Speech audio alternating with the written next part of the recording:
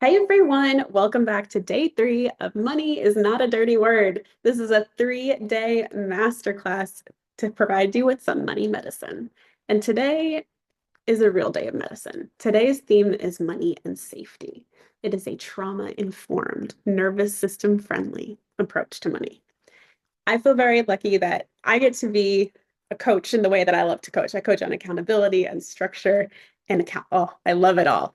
Samira is an integrative trauma therapist. She gives us the depth, the emotional safety approach to be able to take big action steps and do it in a way that aligns with your nervous system, that you have the capacity to do so.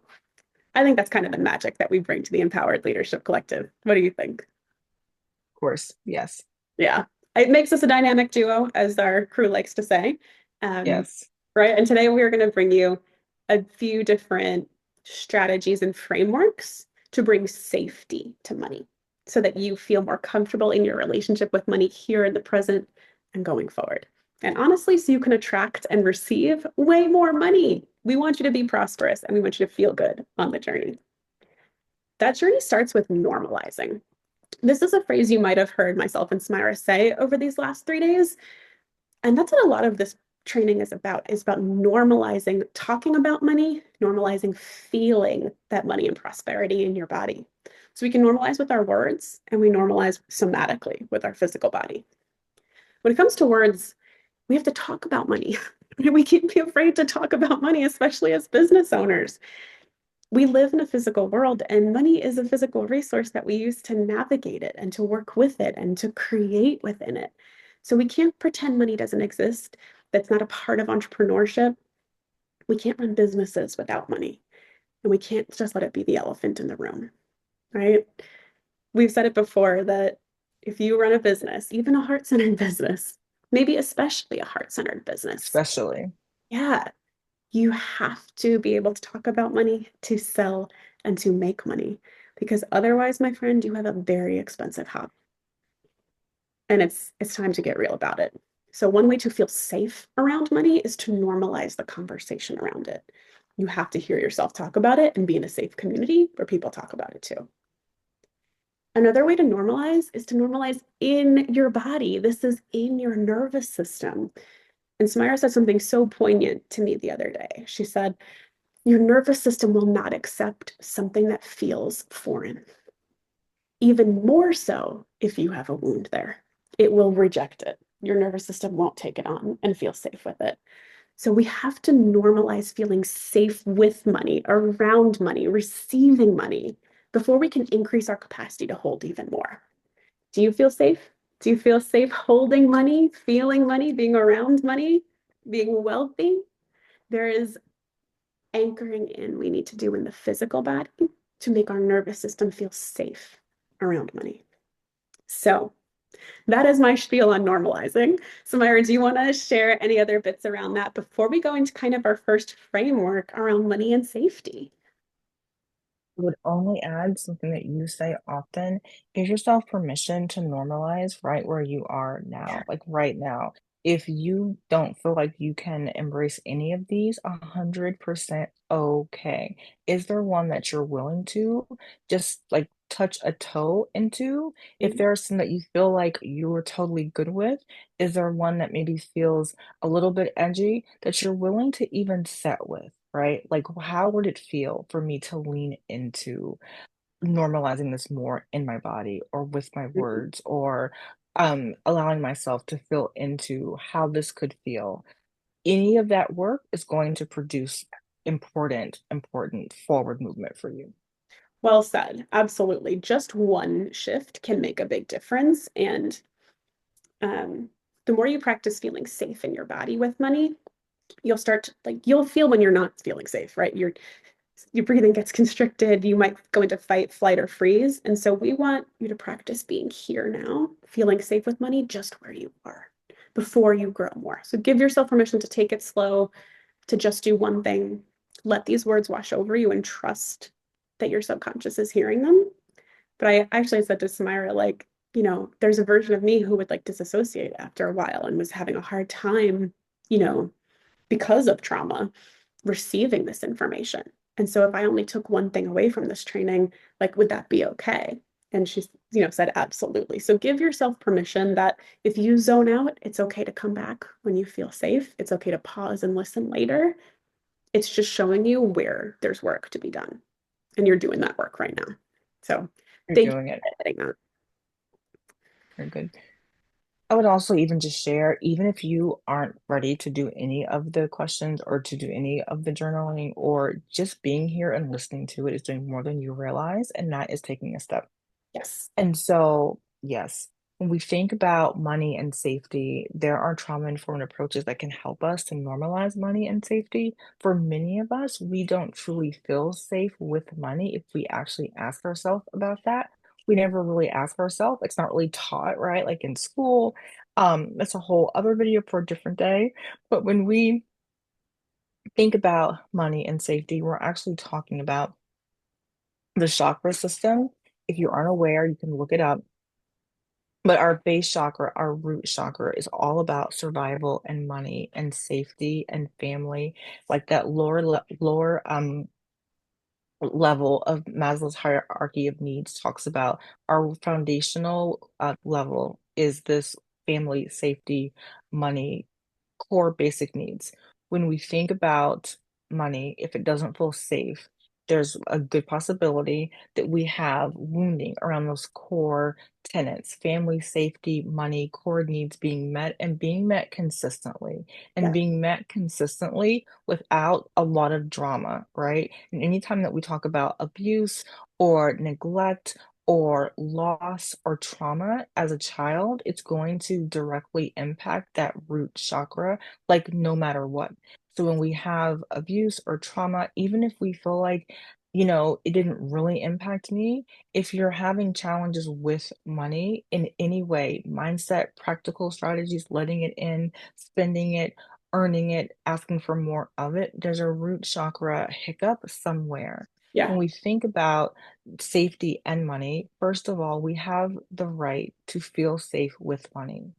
And because we live in a society that has taken capitalism in the wrong direction, to where it's become toxic, we often don't feel safe with money. All capitalism is not bad, I'm not saying that, but anything taken out of context and to an extreme can become toxic. And so for a long time, I did not realize that whenever I tried to do money healing work, I felt so triggered because I Yeah. had a lot of root chakra wounding, right, from my experience with abuse in childhood. And many of us had maybe complicated childhoods that we don't realize maybe that it was trauma or how it impacted us in these other ways. And so I shut down for years around money, and it was big and it was devastating because I could not move past this money hiccup in my business. I struggled for so long. And what I realized was money felt unsafe. Yeah. I didn't feel safe with charging, and I didn't feel safe with making money and earning and even like higher profitability. It didn't feel safe, and Yeah. it didn't feel like something I could trust. And so when we think about ways to heal and even just like tend to our root chakra, it's anchoring in to more safety, which can be Mm. as simple as grounding your feet onto the earth, going outside, putting bare feet to the earth. It can simply be being in your home, in your car, wherever you are, and just grounding into your feet, really feeling them, anchoring into whatever you're setting on that supports you, really like pressing your weight against these set points in your feet to feel the anchoring. This can be important to do before you're going to talk about or deal with money or charging or clients or looking at the numbers, anything that you're taking action on that feels edgy. Grounding first can be helpful. Grounding before and grounding after. Soothing before and soothing after. Affirming yourself before and affirming yourself after. Sometimes if we feel just like stuck around a money thing, brain dump the resistance that you're feeling.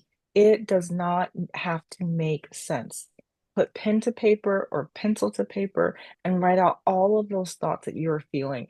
I'm not good at this. I'm bad at this. This sucks. I don't want to be doing it. I don't want to look at it. Why should I have to? This is not fair. Let that inner child like run rampant. It's a totally okay. Use the F-bomb, whatever you want to do.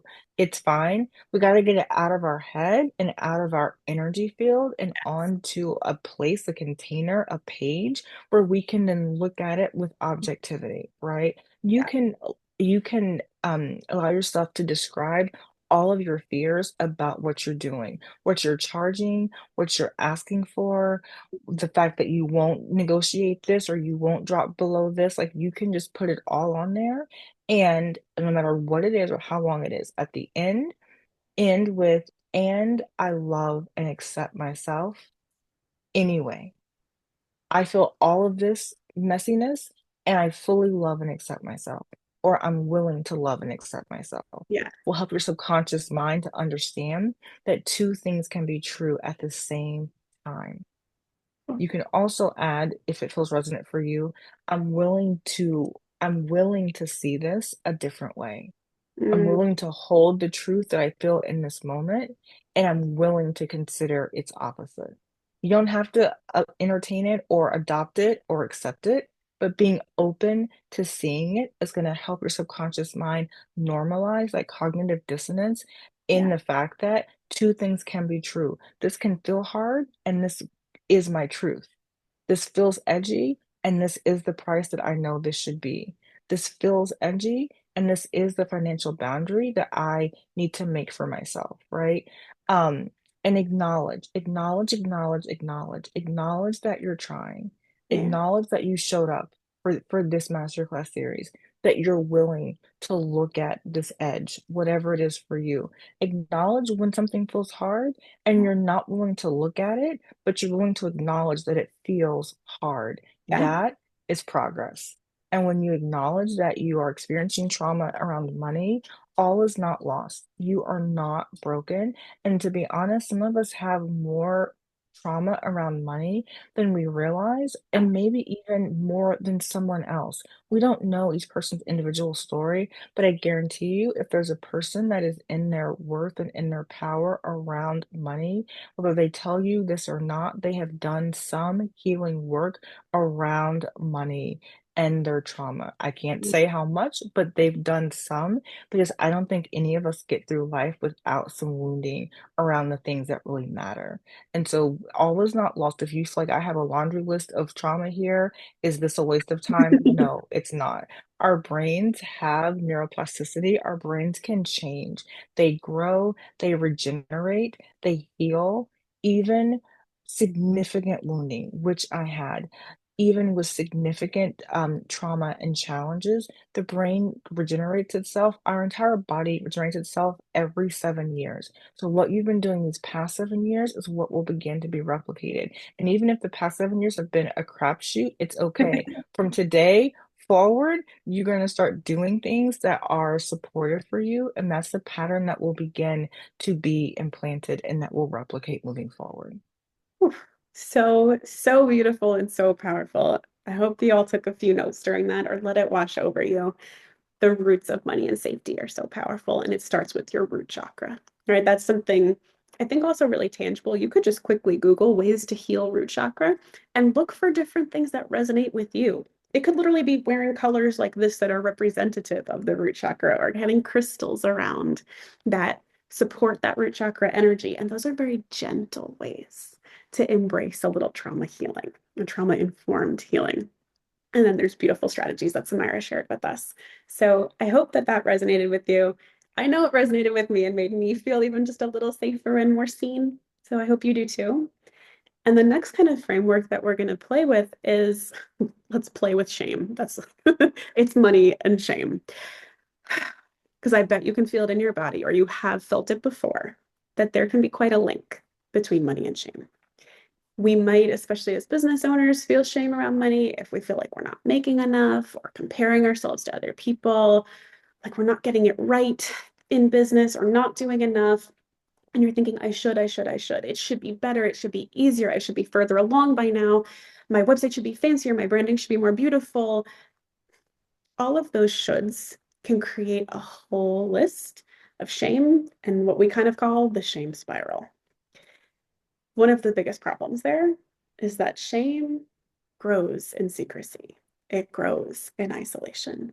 And this is a moment to start shining a light on that shame and healing it. So, Samira, what can we do when you notice in your body that link between money and shame? Yeah, first thing is just acknowledging it, right? And like sometimes we don't know how shame feels. Anything that makes you feel like I feel bad about this, if you're in like a should energy, it is t telling of some shame. Like this should be better. I should be further along. This should be easier. If you have a should, there's shame somewhere, right? If you feel an isolation around a challenge, I can't raise my price. I know I'm undercharging, but I don't know what to do next. You guys do because you have the strategies now from our masterclass series. But if you feel shameful about some part of what you're doing that you feel like should be different, Yeah. right? That's where you know there's a shame link in there somewhere, but it cannot be it could shame cannot survive in the light in truth, right? Or when spoken. That's why community is so important. And that's why long-term containers can be so important with business and with coaching and with doing any goal that's like not a 30-day goal, even 30 days. But like if you're writing a book, if you're building a business, if you are growing a brand, this is a long-term goal in truth. And we need places where we can speak our shame, our fear, our insecurity, and it be held with love and mutual respect and people can see us in our wholeness and help us to really embrace this might be how we feel, but what's the truth? Yeah. When we can see ourselves with love and compassion, when the shame comes up, because it's not if it comes up, it's when. It's a matter of when. We are more easily able to move through it. And even if it does not feel easy, I'm telling you, your subconscious and your nervous system is able to move through the pain and not get stuck in it, Mhm. not get stuck under it when we're able to admit it, be held in it, and move forward. It's actually the steps of how we heal and how we go bigger in business. We're not all about the quantum leap in a day over here, but No. we can say for sure, right? And from lived experience, Mhm. that these steps that you take all along the way is what leads to the quantum leap. And so when we practice blameless discernment, it's something that we have as a pillar in the collective and ELC. Blameless discernment is when you're able to see your part. You're Yeah. able to see the facts without blame. This is what happened. I was on time or I wasn't. I pitched this thing this many times or I didn't. I shared about the offer or I didn't. I wrote for 5 minutes or I didn't. When we're able to look at it, and if it didn't, what happened? Why was this the outcome?